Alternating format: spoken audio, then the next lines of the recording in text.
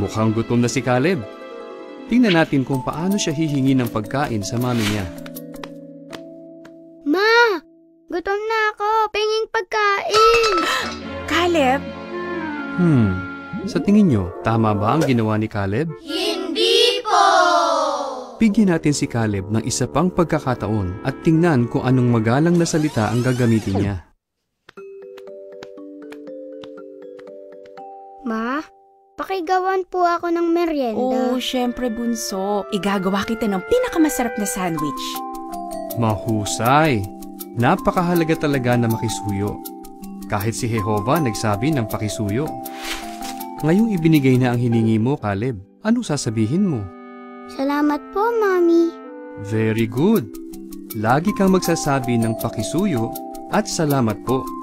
At huwag mo rin kalilimutang magpasalamat kay Jehovah